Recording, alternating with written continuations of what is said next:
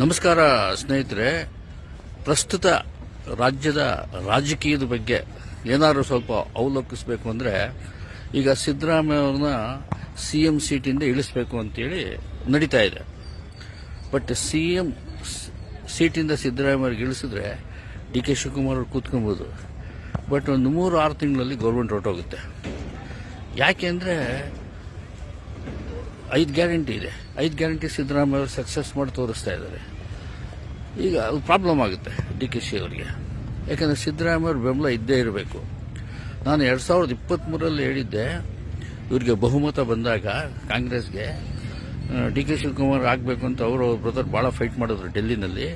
ನಾನು ಹೇಳಿದ್ದೆ, ನೀವು ಈಗ ಸಿದ್ದರಾಮಯ್ಯ ಬಿಟ್ಕೊಟ್ಬಿಡಿ, ಅಡ್ಡ ಬರಬೇಡಿ, ನೆಕ್ಸ್ಟು 5 ಇಯರ್ಸ್ ಆದಮೇಲೆ ನಿಮ್ಮನ್ನೇ ಡಿ ಕೆ ಶಿವಕುಮಾರ್ ಅವ್ರಿಗೆ ಮಾಡ್ತಾರೆ ಸಿಎಂ ಸಿದ್ದರಾಮಯ್ಯ ಅವರು ಅಂತೇಳಿ ಹೇಳಿದ್ದೆ. ಬಟ್ ಅದೇ ರೀತಿ ಇವರಿಬ್ಬರು ಇದ್ದಾರೆ, ಜೋಡೆತ್ತು ಟೈಪ್ ಇವರಿಬ್ಬರು ಇದ್ದಾರೆ ಹಂಗೇನೆ. ಬಟ್ ಮಧ್ಯದಲ್ಲಿ ಹುಳಿ ಹಿಂಡ್ತಾ ಇದ್ದಾರೆ ಕೆಲವರೆಲ್ಲ. ಅದಕ್ಕೆ ನಾನು ಹೇಳ್ತೀನಿ, ಬೈ ಚಾನ್ಸ್ ಸಿಎಂ ಸಿದ್ದರಾಮಯ್ಯ ಅವರಿಗೆ ಸಿಎಂ ಸೀಟಿಂದ ಇಳಿಸಿದ್ರೆ ಗೌರ್ಮೆಂಟ್ ಇರಲ್ಲ. 3 ತಿಂಗಳು 6 ತಿಂಗಳು ಇರುತ್ತೆ, ಹೊರಟೋಗುತ್ತೆ. ನೆಕ್ಸ್ಟ್ ಆಪೋಸಿಷನ್ನಲ್ಲಿ ಕೂತ್ಕೊಬೇಕಾಗುತ್ತೆ. ಯಾವುದೇ ಕಾರಣಕ್ಕೂ ಸಿಎಂ ಸಿದ್ದರಾಮಯ್ಯ ಅವ್ರನ್ನ ಬಿಟ್ಟು ಕೊಡಕೂಡ್ದು.